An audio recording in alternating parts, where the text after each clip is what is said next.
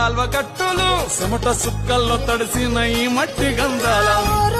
పల్లెటూరు దీని తీరే అమ్మ తీరు